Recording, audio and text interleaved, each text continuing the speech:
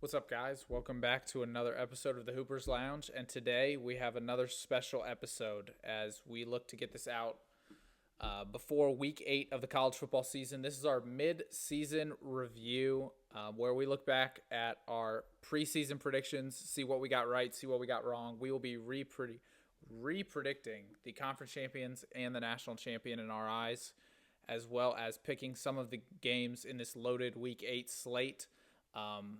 Yeah, I mean, this college football season has been crazy so far. So many upsets, so many teams that are underperforming, and so many teams that are proving to be absolute juggernauts heading into the final stretch of the regular season.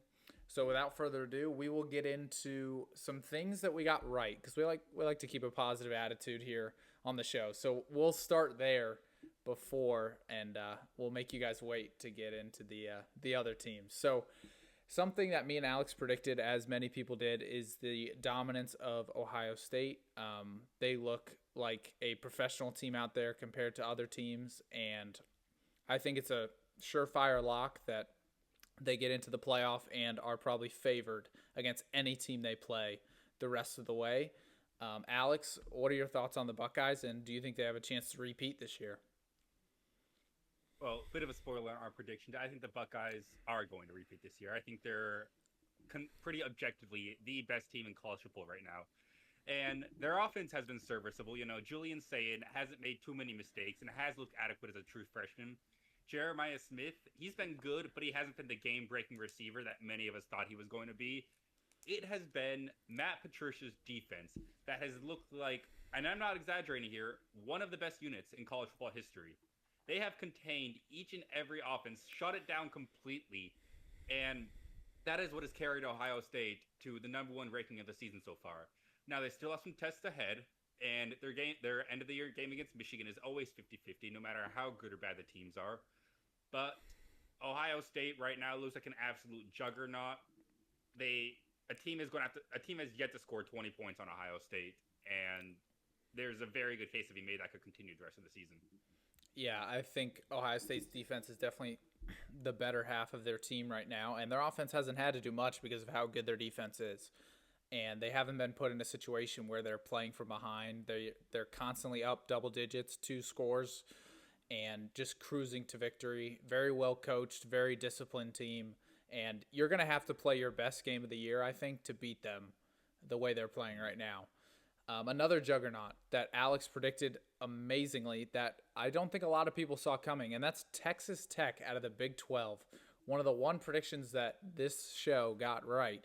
Alex predicting Texas Tech to win the Big 12, and they look like arguably a top 5 or 6 team in the country right now. So they are very exciting. I think a lot of people will point to their schedule and kind of, maybe think they're fraudulent just because of the Big 12 isn't as good as some of these other conferences. But I think Texas Tech is one of the most underrated teams in the country right now, and they're going to be dangerous come playoff time. Yeah, Texas Tech, I mean, they were one of the clear winners of the offseason with their billionaire sponsor, Cody Campbell, basically paying the $20 million NIL fund so that they could land all these big names in the transfer portal. They've played a very pay-to-win style, but it is one that has clearly worked out in 2025. Looking at their schedule, they haven't really played anyone vaunted. Their best game has been Utah, but they have beaten up on all of the bad teams like you would expect an elite team to. They haven't played a game that has been decided by less than, quick math, 24 points. And yes, they're in the Big 12. That's not the most vaunted schedule. But when you're beating every team by 3 scores in a Power 4 conference, you're a pretty goddamn good team. And that's what Texas Tech has proven to be. And I have seen in the news, they have been very relevant in the recruiting trail as well, landing multiple 5 stars in 2026, and in fact, landing the number one overall recruit in the class of 2027, who reclassified to 2026. But with that being said, Texas Tech doesn't look like just a one season wonder. They look like they could be a rising power in the sport of college football. Yeah, and it's great. I mean, at least the state of Texas has one good team this year. A lot of people have been saying that. At least they have one good team to root for the rest of the way out. And that brings us to the last point where me and Alex, I think the hardest part of our prediction episode was going and picking a group of 5 school to make the college football playoff. And the two teams that me and Alex predicted are a combined 11-1 right now, with Tulane, my pick, being 5-1, and Alex's Navy midshipmen being 6-0. Unbelievable. Both of them have a very real chance to get into the playoff if, the games fall their way and they keep winning.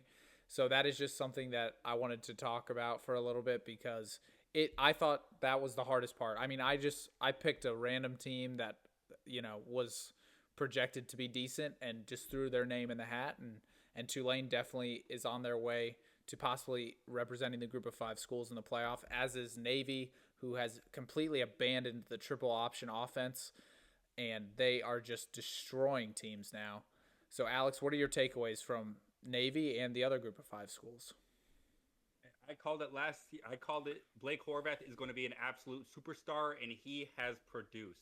He is Navy's best quarterback, arguably since Roger Staubach. It is incredible what he has done in this modernized version of the triple option offense. And another pro to Navy for the rest of the way is that they do not play either Tulane or Memphis, the other two favorites in the American for the rest of the season, whereas Tulane has a head-to-head matchup against Memphis on November 7th. That will be a big game in not only the American Conference, but who gets the group of 5 playoff spot, since it's more likely than not to emerge from that conference. But Navy not having to play either of those two teams until the potential conference championship drastically increases their odds of getting there. And as for Tulane, they've taken great care of opponents of similar skill level, we'll say. But when they were up against Ole Miss, they got wiped off the floor. Jake Retzlaff struggled immensely in the air. And Tulane, very good team, but I don't think they have what it takes to make it to the group of 5, to beat out the elite group of 5 teams such as Memphis and Navy down the road.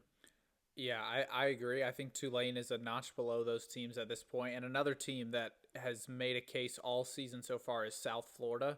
I think they have a very real chance if they rack up a couple more wins just based on how they started the season. Beating Boise State and Florida to start the year is just absolutely insane.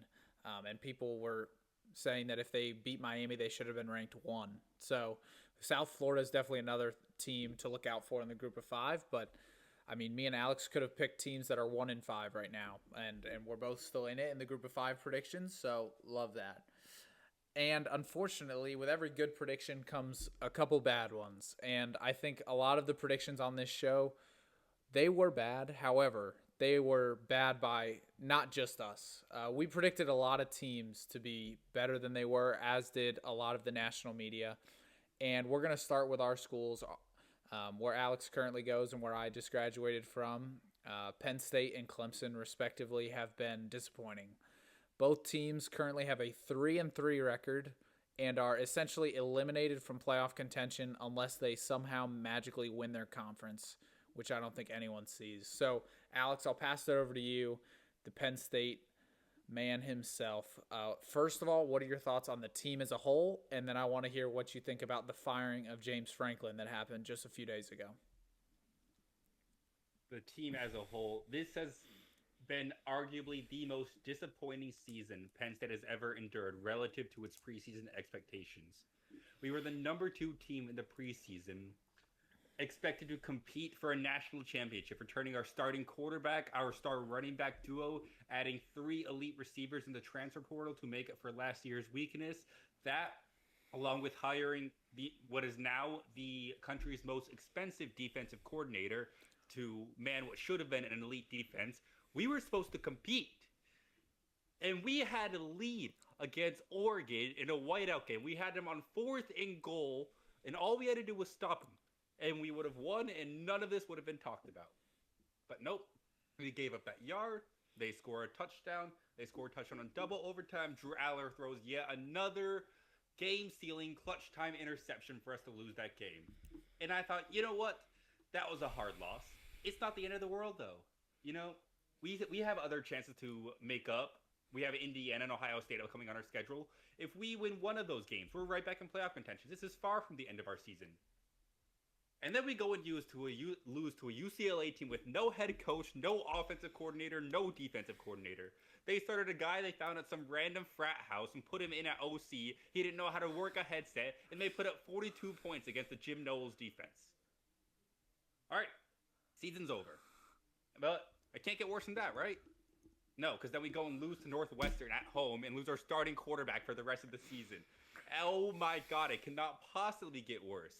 But it can, because when you fire our coach, we've already had 10 or 15 recruits decommit, and the future of Penn State is an absolute shambles. This season is a complete wash. We don't have a head coach. We don't have a starting quarterback. Drew Aller is now out for the year. We're starting Ethan Grunkelmeyer at 3-3, going. Oh my God. To put it one way, Penn State's program is absolutely cooked for the next half decade.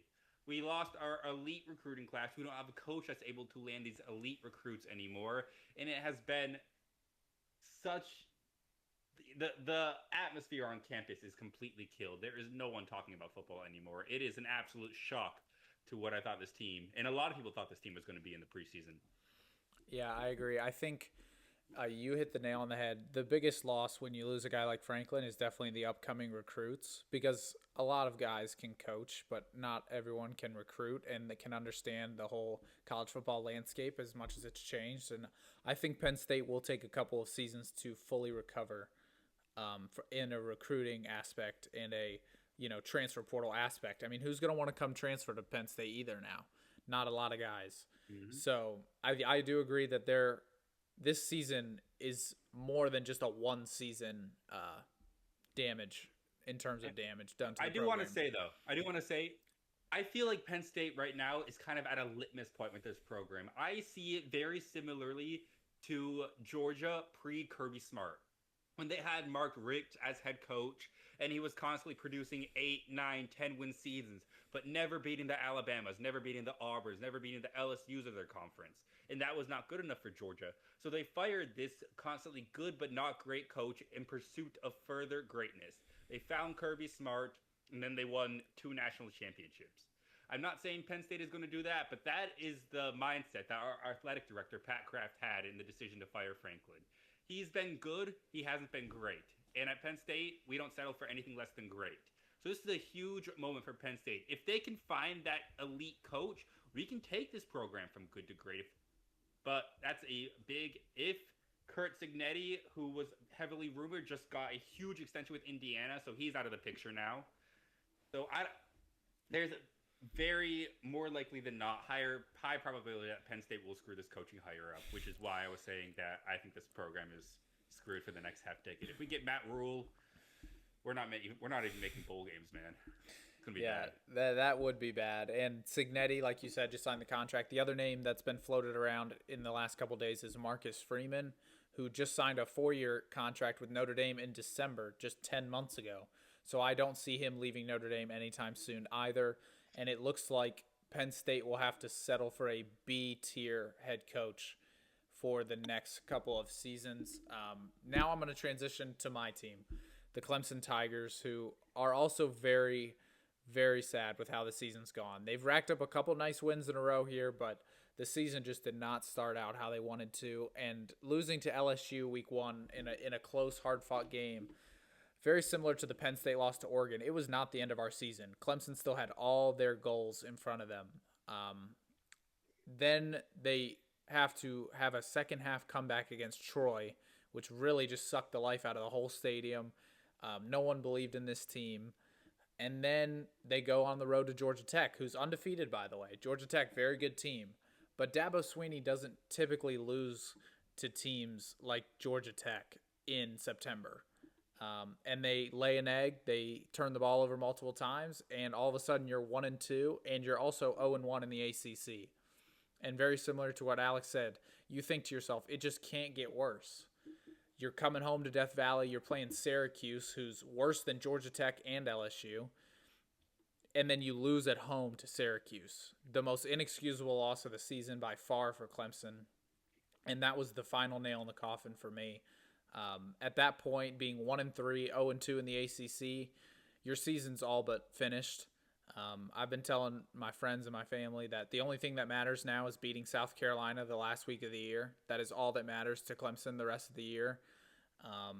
And hopefully they can keep some of these recruits. But Dabo's reluctancy to use the transfer portal, I think it may have caught up to him as they face a team. I think a perfect example of that is facing a team like Georgia Tech, where without the transfer portal, Clemson's recruits would just be so much better. But with the transfer portal, teams like Georgia Tech and Syracuse are able to level the playing field at least a little bit and, compete with Clemson. They may not win every game, but compete. So I think Clemson's trending in the right direction based on how they started the season, but it's going to be too little too late. Even if they win out, I don't see them making the ACC championship game, and that's the only way they get into the playoffs. So disappointing seasons for both of our schools. And yeah, I mean, I would say there's always next year, but in college, there's so much is dependent on the off season that, next year is going to look totally different than the expectations we had 2 months ago. Now, we both picked our current university / alma mater to win the national championship. So there may have been some personal bias in our selections, but wow. I don't think the biggest Clemson hater or the biggest Penn State hater would have even predicted the seasons of our schools to end up like they have been. It has just Clemson was the big story weeks 1 through 4, and it feels like everything weeks 5 through 7 has been all about Penn State. I mean, I'm getting multiple news stories a day just trashing the Penn State program, saying if Aller were at a different Big Ten school, things would have been different for him. His career would have gone better. Saying that Franklin had lost a locker room after the loss to Oregon. It has just been nothing but bad news for Penn State over the last couple of weeks. We now have our cornerbacks coach as our interim coach. So instead of, the offensive or defensive coordinator we're paying over 8 figures a year for. Yeah, it's rough. It's rough out here. On to basketball season, where both of our teams will probably be 500 and maybe not even make the tournament. But that's for another episode. We didn't even make the Big Ten conference tournament in basketball. You know what? It's hockey season. We have the number one overall recruit in hockey coming up in Gavin McKenna, future number 1 NHL pick in the 2026 draft. Remember the name. He's going to be I will. elite. I watch a lot of hockey. I'll keep an eye on McKenna. And finally, to wrap up another prediction that me and Alex both got wrong. And this is probably the prediction that the most people in the country got wrong. And that is the preseason number 1 team, the Texas Longhorns. And I'll give them credit. They just had their biggest win of the season last week against Oklahoma in a really dominant defensive performance against a Heisman hopeful in John Mateer. But something about Arch Manning and this offense has just been downright bad and not good throughout the first 6 weeks of the season. Texas at a 4-2 record, still, I think, with how hard the SEC is, they can still make the playoff, I think, as a 9 through 12 seed and have to go on the road in the first round. But I think Texas is now in the mindset that every game for them is a playoff game. One more loss and their season is done. I think you saw that desperation when they were playing Oklahoma this week. I think they're going to continue to play with that desperation, and I'm not sure if they make the playoff.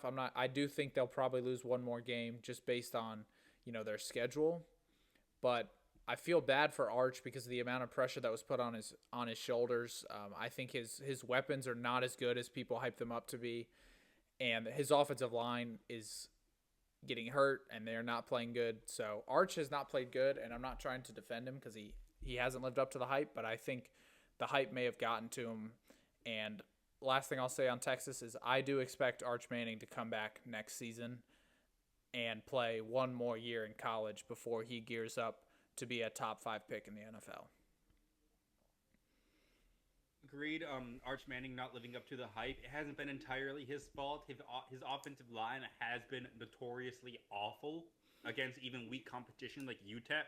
The line was getting mauled. But Arch Manning has not looked even average against good competition. I remember the first throw in week 1 against Ohio State. His first throw was a simple 5-yard out route, and he missed it badly. And I was like, this is not what I expected from Arch Manning. That was my first thought. Is this really the quarterback that we're about to watch? And it was. He missed so many open throws the rest of the Ohio State game, and his accuracy issues have only persisted throughout the season. He was the preseason Heisman favorite after starting 2 games last year, and that was a massive overreaction to what we're now seeing is no more than an average quarterback. I hope he's able to find success at Texas, but he went from a generational prospect to nothing special in the college football world. Yeah, and again, I feel bad for him because the amount of pressure that was put on this kid, who's younger than both of us, was unfair. And again, just because of his last name, I think people expected him to be, the greatest player on the field every week. And when you're playing with other 5-star recruits and you're playing in the hardest conference in college football, that is just not a fair expectation, I think. And I think we all got kind of sucked into the aura of his last name, so to say. And Texas, I think, is not the team that we all predicted them to be. The aura of his last name. What a crazy sentence. I mean, his last name has some aura in the football world. It has some aura. It does. It does. Manning is one of the most famous last names in the football world. Yeah. But neither of us picked Manning as our Heisman prediction preseason yet. I think that's another thing both of us got majorly wrong. I know I picked Garrett Nussmeier, who LSU hasn't looked terrible. Nussmeier has not been any better than Arch Manning has this year. With 9 touchdowns and 5 interceptions on the year, he's very, very mediocre pedestrian stats. And if I remember correctly, you had Cade Klubnik, who we've talked about. Who did you have? Oh, yeah, Jeremiah Smith. I picked Jeremiah Smith to win the Heisman, who I think is being hurt by how good his defense is. They don't need him to go for 150 yards and 2 touchdowns every week. He could, but they just don't need him to. And I think that's hurting him in the Heisman race. So I did not pick Cade to win the Heisman, though. I did not do that. Yeah, you got Jeremiah Smith. That's my bad. That's all right. Yeah, that pick doesn't look like it's happening very much either. Yeah, no, I think it's a 3-horse race right now between Mendoza, Beck, and Ty Simpson. I think those 3 are probably the 3 favorites right now. But again, we still have half the season left, and as much chaos that's happened in the first 7 weeks, I expect there to be more chaos leading into the playoff. All right, so we're going to now transition into some more predictions for the rest of the season. And we'll start with the SEC, who I predicted preseason to be the Georgia Bulldogs. And I liked that pick heading into a couple weeks ago until they lost to Alabama. And Alabama has really looked good since their week 1 loss to Florida State. And I am switching my prediction midseason to the Alabama Crimson Tide to win the SEC. I think they have the best quarterback in the SEC in Ty Simpson. I think they have the best team in the SEC right now. And I love the way they're playing on both sides of the ball. They're playing aggressive. They're playing fast.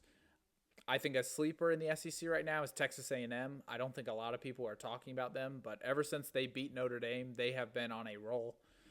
But I like Alabama to win the SEC. Alex, what say you? I had LSU preseason, who is still in contention, but unless Garrett Nussmeier starts playing up to his potential, I don't see LSU's defense continuously winning them games. And I will say, I love the hiring of Kalen DeBoer after Nick Saban retired. I was super high on it. Even after Alabama's down year, by their standards last year, I was still really high on DeBoer to figure it out. I jumped off the Alabama hype train after their week 1 loss to Florida State. I thought DeBoer was about to embark on a lost season, and the Crimson Tide were going to miss the playoffs once again. Yeah, I thought he was already on the hot seat, but he has turned it around. I am back on the hype train, especially after Alabama's big win against the Georgia Bulldogs.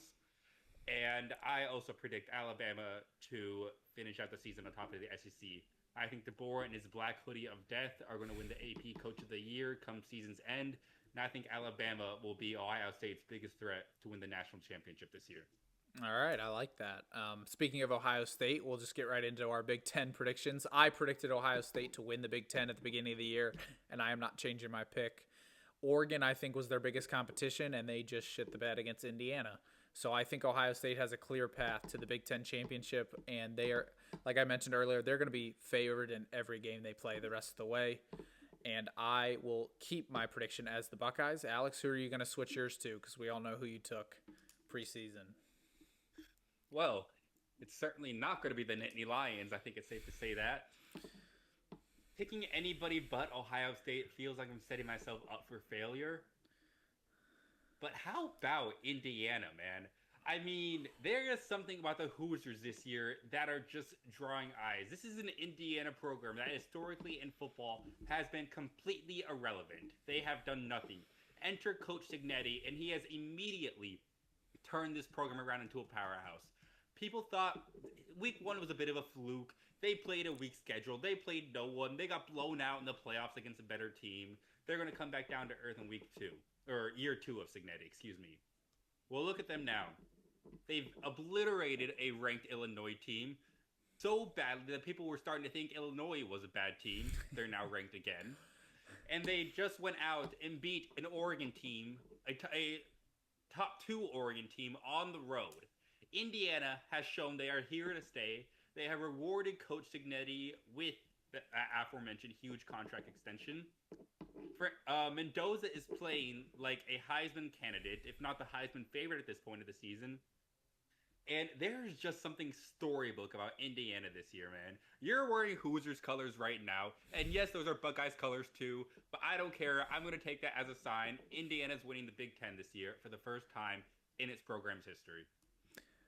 That's a great pick. I mean, they are definitely the second best team in the conference right now, I think. And one thing that I know I mentioned in our predictions episode is I picked Indiana, I believe, to make the college football playoff. And I think I said that they are better than they were last year. And boy, is that true. I mean, people thought they were storybook last year. This team is legit. They are very good. And I expect them to probably make the semifinals of the playoff this year. I think they can be a Final Four team, no doubt, even if they do end up losing in the Big Ten title game. Next conference up, we'll go to the ACC, where both me and Alex picked the preseason favorite, Clemson Tigers. This conference is really a one-team race, in my opinion. I don't think any team is as good as Miami, and I think that they can run away with this conference, and I expect them to win the ACC title game by double digits probably, regardless if they play Georgia Tech or Virginia or what other undefeated ACC team runs into them. Alex, do you agree or disagree with that? Completely agree. I think it's Miami versus the field, and I'm taking Miami. I mean, there's some other threats like Georgia Tech you mentioned is undefeated and had that big win against Clemson. I know Virginia's won a ranked overtime game. I think it was against Louisville earlier this year. But they're dark horses, right? They're not considered co-favorites. They're not even on the same tier as Miami. Miami has looked like world beaters. Beck is playing like a Heisman favorite, rejuvenating his career. Honestly, I don't think he's on the same tier, or I don't think he should be on the same tier as Mendoza and Simpson on the Heisman rankings. I think he is carried by the best offensive line in the country. Well, not carried, but I think he is heavily assisted by the best offensive line in the country. And out of the three, has the best receivers. But, I mean, Beck is getting the job done with his elite supporting cast. Cristobal showing he can win big games. Miami showing that they're back into national conversations. And, yeah, I think they're winning the ACC this year, and I don't think it's going to be much of a competition. Yeah, I think they're a juggernaut, and I'll get to them later in the show as well.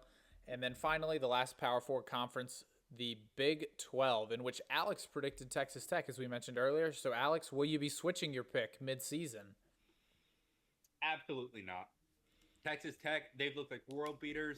I would say the second best team in the Big 12 this year is Utah, and Texas Tech has already made very quick work of the Utes. So I think they should be able to coast the rest of the way through the Big 12 schedule, enter the playoffs undefeated in a top 5 seed.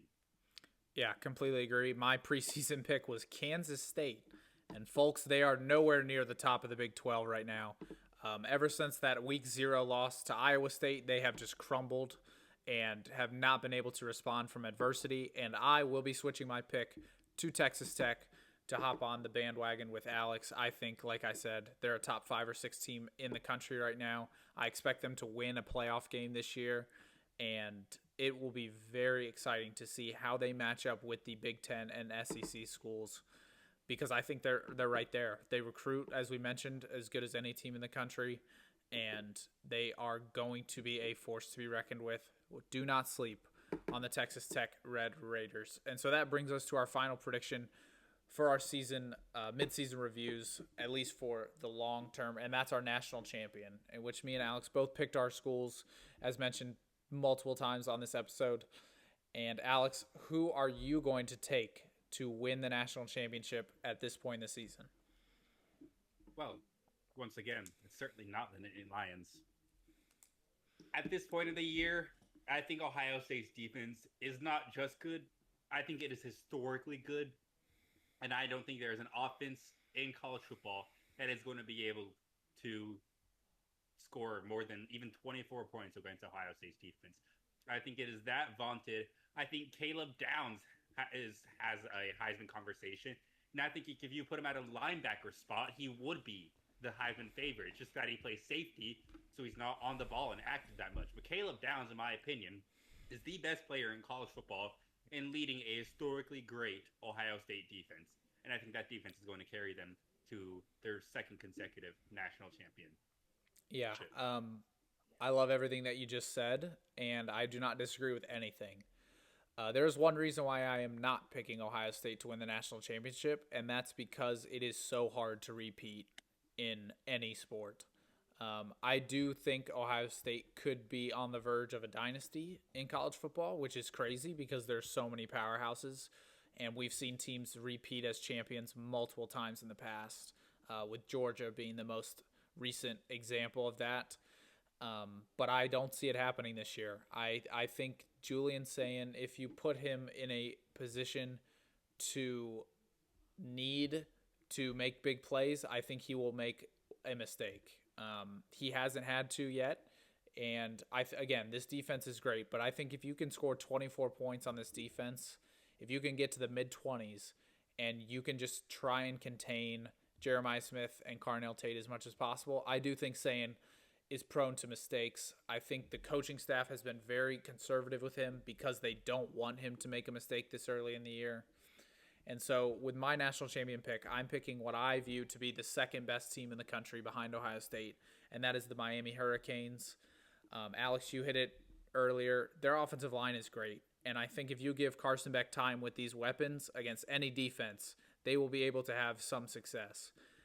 So with this offensive line, I think they provide the best matchup for Ohio State to be able to stop the rush, to be able to pick them apart. And Beck is prone to mistakes too.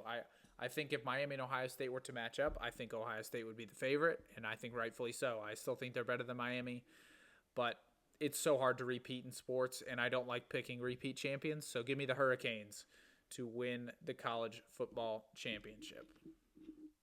If Miami can pull it off, they might get an invitation from the SEC. An ACC national champion would definitely shift the hierarchies of the conferences. But college football is different in terms of repeat national champions because you're fielding a completely new team every year. Yes, last year's team won a national championship, but Julian Sayin didn't win, so he's as hungry as to win his first as everybody else on the roster. They have a bunch of elite transfers who transferred for the purpose of winning a national championship at Ohio State. And that's what makes college football different. When you look at the NBA, yeah, it's going to be hard for the Thunder to repeat because they're fielding exactly the same roster. It's hard to keep that hunger for all the same players who just won the year before. But a lot of players in this Ohio State roster didn't win the year before. They want their first national championship. They don't care that they won last year. And so I don't think that repeating as a national champion is as difficult of a task in college football as it is in other sports where your roster is consistent year in and year out. I agree that it's definitely harder to repeat in professional sports than collegiate sports. However, part of my thought process is I'm not worried about Ohio State mentally taking games off or taking plays off. I just think physically, the toll it takes on your body to play all those games last year. And again, not everyone was on the team last year, but a lot of guys were on the team last year. And then play all these games this year, the physical toll it takes. And I think the competition this year is better. I think Ohio State's team last year just ran through the college football playoff. I think there's a lot of teams this year that can, again, any given game, any 4 quarters, like I do really think that this year's. I wouldn't say they ran through. They ran through the college football playoff last year. No, Texas was 18 yards away from tying the game before that Ewers strip sack that turned into a touchdown. Texas played them very close. Okay, so that's 1 out of 4 games. The other 3 they ran through. So I would say as a whole, throughout their entire college football playoff experience, they ran through the field. Um, that's just how I saw it. Yeah, I mean, they dismantled Tennessee, they dismantled Oregon, they dismantled Notre Dame until garbage time, and Texas they beat by 2 touchdowns. I know Texas had a chance to tie the game, but they still beat them by 2 touchdowns.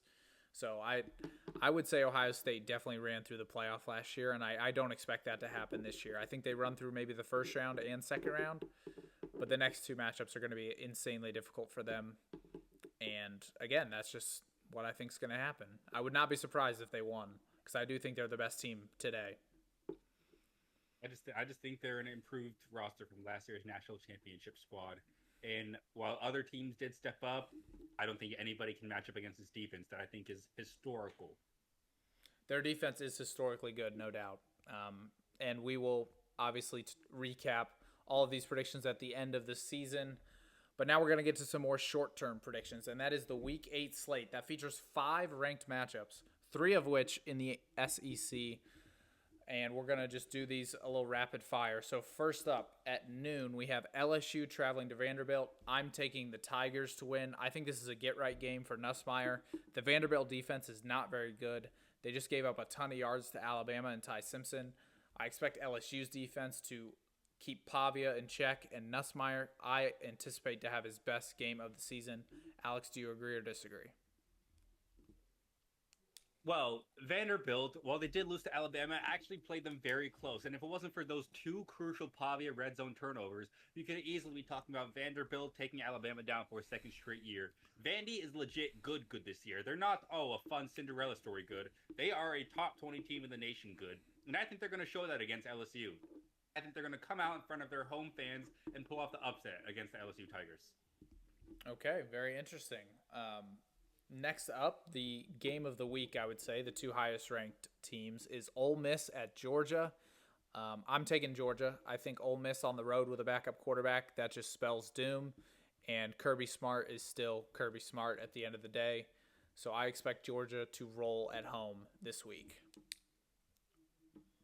Or Ole Miss does a backup quarterback, but Trinidad Chambliss is no backup quarterback. We were talking about Heisman favorites. He wins this game. You can throw him among that Heisman favorites. And he has looked composed and cool, calm, and collected. He played at D2 last year, and we have seen him already dismantle SEC defenses.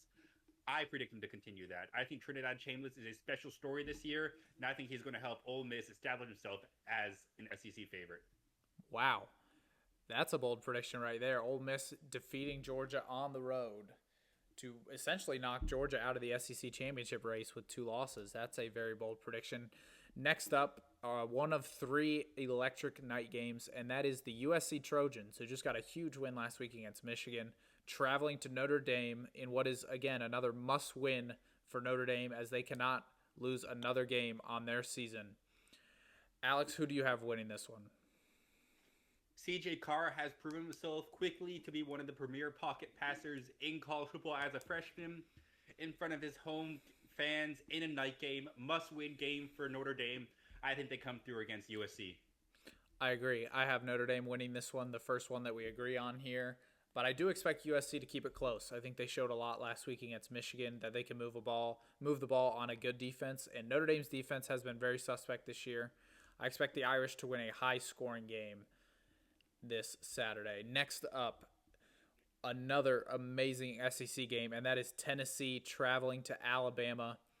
Alex, who do you have winning this SEC showdown? I picked Alabama to win the SEC. I expect them to come through here. Kalen DeBoer is going to show out, not lose against Tennessee for the. Well, it wouldn't be the second consecutive year. Was it last year that Tennessee beat Alabama? Or was that 2 years ago? That famous Tennessee night game.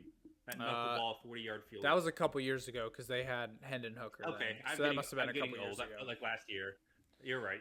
Regardless, I don't expect a repeat of that. I think Alabama comes through in what should be an electric atmosphere at Bryant-Denny Stadium. Yeah, I agree. Alabama, I picked them to win the SEC. I'm picking them to win tonight, and I think Joey Aguilar struggles on the road in a night environment. In this one, I expect Alabama to win in a not so close game.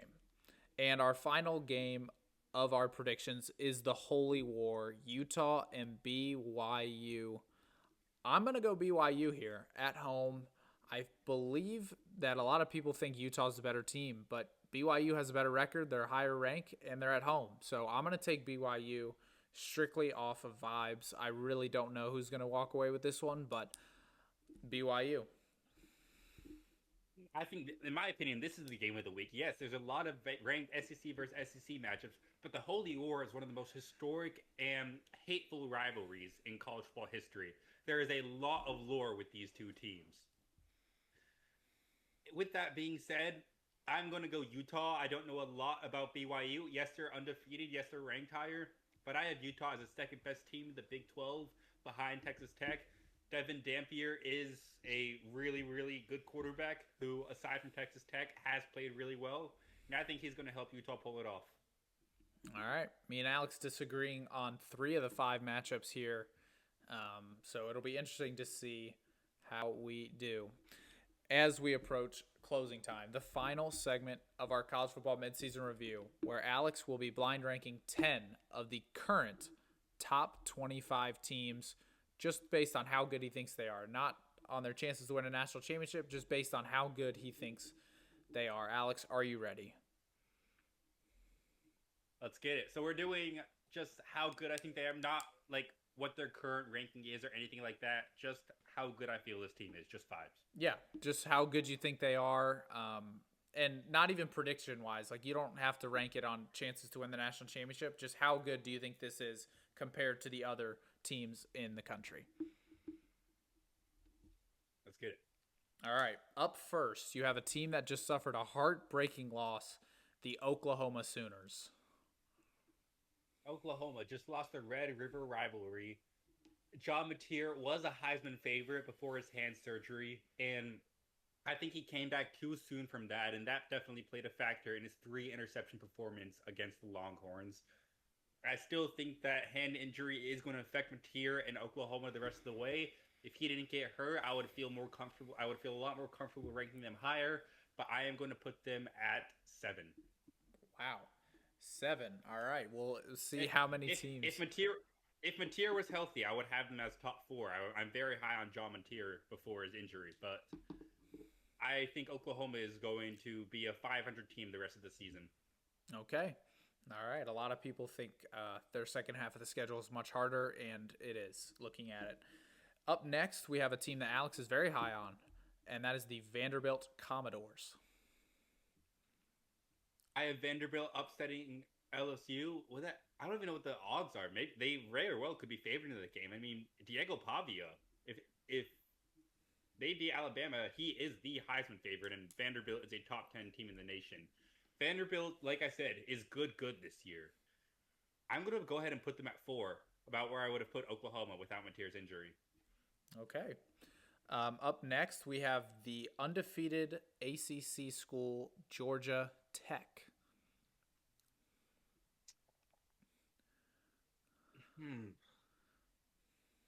Now, Tech is good, and they're going to finish with a good record. However, how would they do with an SEC competition? I don't think they would be very good. I'm going to put them at 8. Okay, I agree. I think they are worse than Oklahoma, even with the John Mateer injury. Up next, we have another undefeated team that you and me have been talking about all episode long, and that is the Texas Tech Red Raiders. Texas Tech, genuinely good this year, could emerge as a dark horse national championship contender. They have destroyed every team they've gone against. We had to see how they look against a league competition, of course, but I've been a believer since preseason. I'm going to continue to be a believer, and I'm going to put them at 2. Okay, Texas Tech at 2. I love that. Up next, the 5th team here is the USC Trojans, who just got their biggest win of the year against Michigan. That is their biggest win of the year, but how good is Michigan really? Because Bryce Underwood sucks. I'm going to say that now. Bryce Underwood came in the season incredibly overhyped. And maybe he improved throughout his college career, but he started the season saying, "You ain't seen no freshman like me." Yeah, we have, bro. Yeah, we have. You ain't nothing new. Anyways, USC lost to Illinois this year, and that was the week after Illinois got their backs blown out by Indiana, and everyone was questioning whether or not Illinois was even good. They proved they were good by beating USC, so I cannot really sit here and say that I think USC is a good team. I'm going to go ahead and put them at 9. Okay, the Trojans at 9. Very, very interesting. I think they have a chance to make a statement against Notre Dame this week. And speaking of Notre Dame, they're the next team on this blind ranking who's been fighting for their lives ever since their 0-2 start.